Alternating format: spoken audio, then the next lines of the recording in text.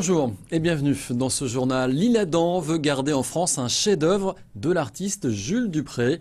Le musée Louis Sanlinck lance un appel aux dons ouvert aux particuliers et aux entreprises du Val d'Oise afin de pouvoir acheter cette œuvre remarquable d'une valeur de 500 000 €. Jacques Dupré est mort à l'Isle-Adam, c'était le 6 octobre 1889. C'est un peintre paysagiste français appartenant à l'école de Barbizon. Alors, faute de trouver les 100 000 € manquants, eh bien, le musée devra se résoudre à laisser partir le tableau à l'étranger. Regardez, ce sujet il est tourné par Stéphanie Zemet et Flore Daven. À l'Isle-Adam, son nom est sur toutes les lèvres. Avec son tableau Environ de Southampton, Jules Dupré, peintre du 19e siècle bien connu des habitants, fait beaucoup parler de lui. Au musée Louis Sanlinck, Anne-Laure Sol se bat pour acquérir cette œuvre exceptionnelle. Il ne s'agit pas d'un énième tableau de Jules Dupré, il s'agit du chef-d'œuvre du peintre. Et plus généralement, il s'agit d'un chef-d'œuvre absolu de la peinture française au XIXe siècle.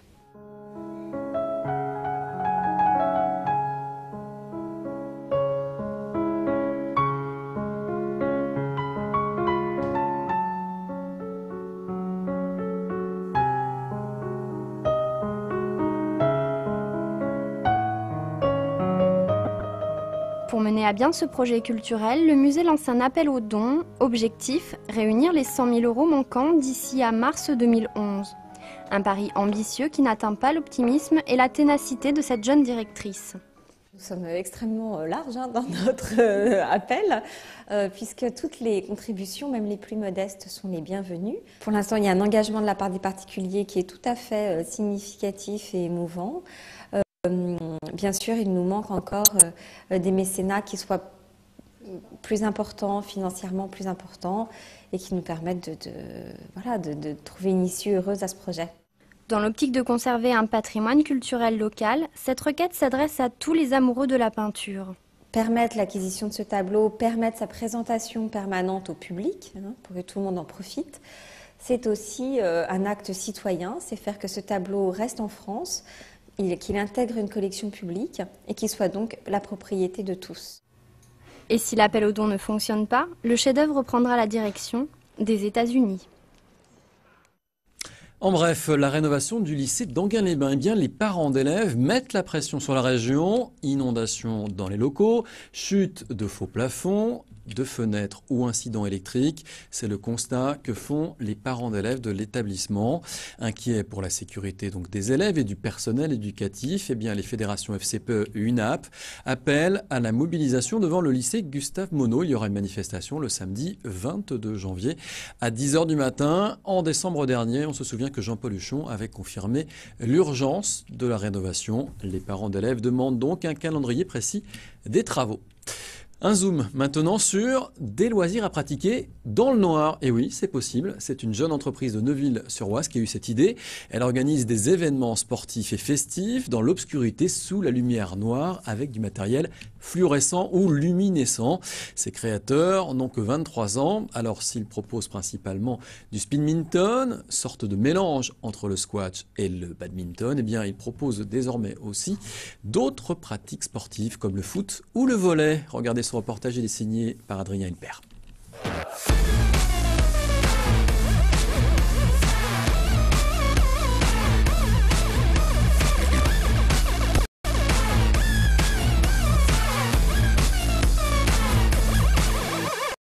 Du maquillage et de la musique pour la fête, des baskets et des raquettes pour le sport, bienvenue dans l'univers Sport by Night. Un concept né en Allemagne qui séduit aujourd'hui ces Valdoisiens venus participer à cette première ouverte au public. C'est un peu difficile au début, on voit pas grand chose, c'est un peu... les repères changent, mais après ouais, on se prend vraiment au jeu, ouais, c'est vrai. Ça concilie à la fois la musique rythmée, et puis côté un peu festif et sportif, voilà. Et puis tout ça est fait dans une bonne ambiance.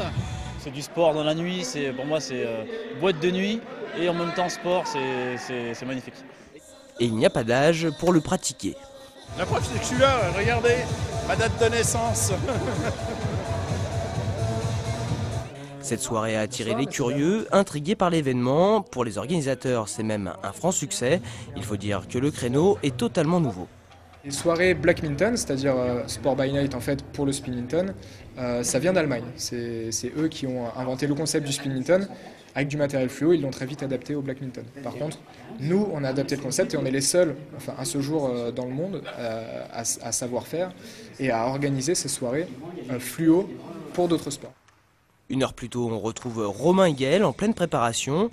À la tête d'une association de Spinminton depuis 2006, ces deux-là ont éprouvé leur savoir-faire. Aujourd'hui, ils ne laissent rien au hasard et disposent méticuleusement les ingrédients d'une soirée réussie. En fait, c'est vraiment de la semi-obscurité. Et donc on voit les gens même s'ils ne sont pas maquillés. Après, effectivement, le maquillage rajoute au côté festif. C'est sympa d'être plein de couleurs. On a aussi les bracelets fluo, là, ce qu'on est en train de sortir. Voilà. Petit bracelet qu'on trouve en boîte de nuit. Et le résultat est bluffant. Ici, sportifs ou non, ils trouvent leur compte. Au carrefour du sport et de la fête, le concept saura plaire à tous. Et on poursuit ce journal avec notre série Ce qui vous attend en 2011, un tour d'horizon des grands rendez-vous sportifs proposés par Fabien Madicou. Roland-Garros dans le Val d'Oise, la décision va tomber en 2011. Gonesse, candidate à l'accueil du célèbre tournoi, devrait savoir courant février si son projet est retenu ou non. Mais la décision pourrait être reportée vers mai ou juin.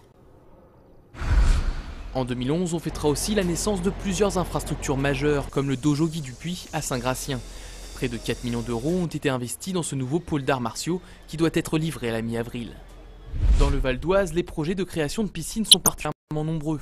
En juillet, le nouveau centre aquatique de Soisy-sous-Montmorency et ses bassins en inox devraient être prêts à la baignade. Pour un coût évalué à 21 millions d'euros, le plus grand espace nautique du Val d'Oise espère accueillir 1000 nageurs par jour. À Sarcelles, le centre aquatique intercommunal sera inauguré le 22 janvier après un lifting qui aura duré 2 ans. Au registre des nouveautés, un fond mobile pour le bassin de 25 mètres et une pataugeoire. Salles de cardio-training ou encore sauna sont également sorties de terre.